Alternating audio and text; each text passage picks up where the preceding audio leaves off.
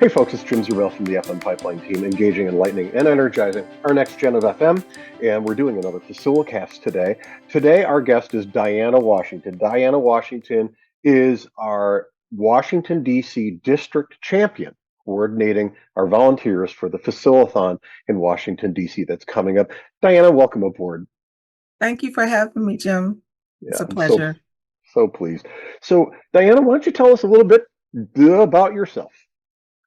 Well, I am currently director of facilities here at Early Childhood School here in Northeast DC. I've been with this company for over 12 years. I've been in education, oh my gosh, for 20 plus years, not to age myself, but I transitioned from as a classroom teacher back in the early 2000s into operations and facilities. Was always one of those people who was interested on how things operate and how they work, and been fascinated ever since. And I found IFMA through a connection with Rich Finelli, took some classes under him as well, and so joined the organization. And here we are today. I did a judging back right after COVID. So this will be my third year at Facilathon and helping the organization grow, and judging. Education has been a passion of mine for years. And so what a great way to give back. Yeah, that's fantastic. And thanks for doing the volunteering that you're doing, coordinating volunteers coming into the Facilathon program. So we know we've got a Facilathon event that's coming up very shortly. Can you share with us a little bit about that? Yeah, so this will be a new venue, to my understanding, at UDC. The last couple of years has been at Gallaudet University. Again, a great way to partner with Skill USA to encourage newcomers to facility management, to evolve the industry, to share that the industry is beyond what historically been known as just custodial, janitorial. There's much broader than that. And so what great way to bring in young minds enthusiastic about facility management. And so that would take place at UDC next Wednesday, the 28th, March 28th. Got it. And UDC, that's an acronym for what? University of the District of Columbia. Got it. University of the District of Columbia. Okay, good. For those of us that don't live in this district, that'll help. Um, so, um, Talk about a little bit about the Facilathon itself. Tell about the competition. It sounds like you've judged it a number of times. Why don't you explain how that all works? Yeah, so there's the Faciliton team actually create scenarios and questions for the young students to, based on their experience and what they know right now, to help solve. And it's a judging based on the answers that's provided. So students come in, they do initial quiz, initial scenario, and then they from there they meet judges like myself who ask them various questions, follow-up scenario questions as well.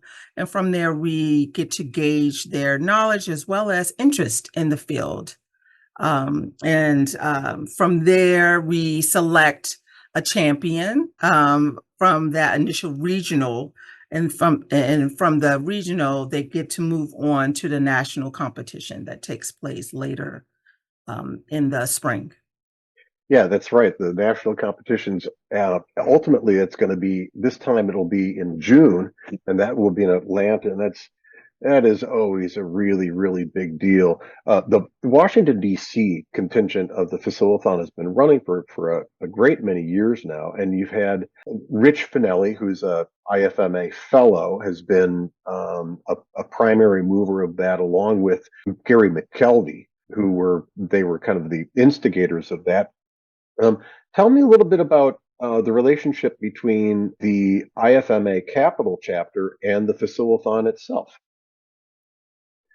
Well, the Capital City chapter of IFMA has been a great proponent for the Facilathon with helping with fundraising, and many of the current members are actually judges themselves. And so it's a great way to stay connected within the city and access to the vast opportunities and resources.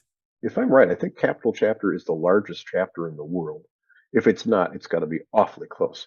And really, really appreciative of the support that the organization provides. And I know that there are fundraisers that the Capital Chapter hosts that include some of the senior leadership of Skills USA nationally, because Skills USA's headquarters is so near to Yes. Washington, D.C. So many things are so near to Washington, D.C.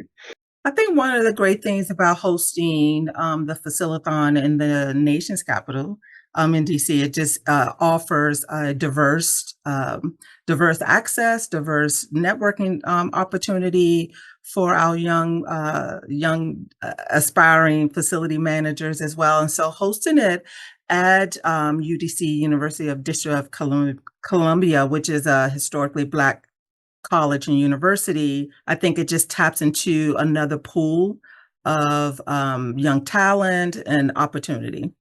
We've been talking about how the Silathon through Skills USA and through other CTSO career technical student associations can connect to high impact students where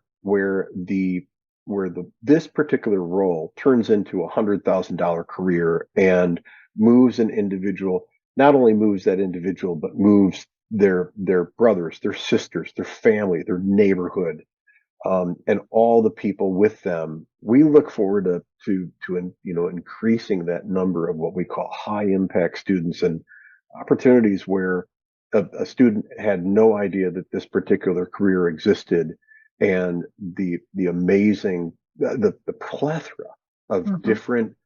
different avenues that one can explore and never be bored with the career they have chosen, much like yourself.